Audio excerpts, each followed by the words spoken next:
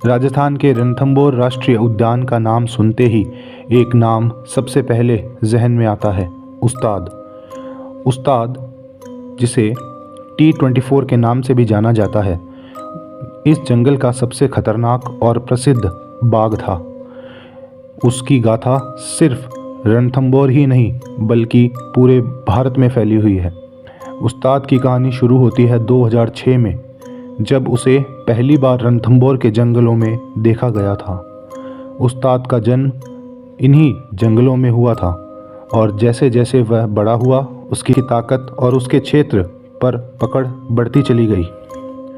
उस्ताद का इलाका रणथंभौर के 3 मुख्य क्षेत्रों में फैला हुआ था, जिसमें मुख्य था उसका पसंदीदा अड्डा गोल्फ कोर्स। यहाँ वह अक्सर शिकार करता और आराम करता था।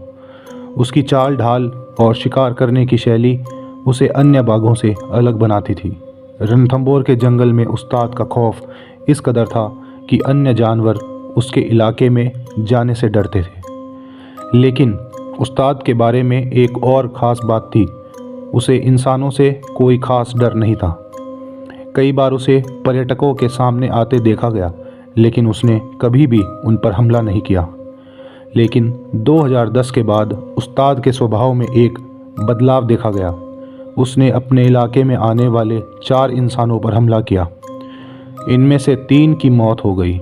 इन घटनाओं के बाद उस्ताद को आदमखोर घोषित कर दिया गया। यह फैसला तब और मजबूत हुआ जब 2015 में उसने एक वन अधिकारी को मार दिया। इस घटना के बाद वन विभाग और सरकार ने फैसला किया कि उस्ताद को रणथंभौर से हटाकर चिड़ियाघर में भेजा जाएगा। हालांकि इस फैसले का बहुत विरोध हुआ। रणथंभौर के पर्यावरणविदों और बाघ प्रेमियों का कहना था कि उस्ताद को उसके प्राकृतिक आवास से हटाना उचित नहीं है। लेकिन अंततः सुरक्षा के मद्देनज़र उस्ताद को चिड़ियाघर भेजा गया। चिड़ियाघर में उस्ताद को बाकी की ज़िंदगी बितानी पड़ी, लेकिन उसकी गाथा आज भी रणथंभौर के जंगलों में गूंजती है।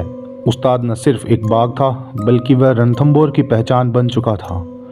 उसकी कहानी हमें यह सिखाती है कि बाघ जैसे जानवर भी अपनी मर्जी से नहीं बल्कि परिस्थितियों के कारण खतरनाक बनते हैं। रणथंभौर का ये अद्भुत बाघ हमेशा के लिए भारतीय वन्य जीव के इतिहास में अमर रहेगा।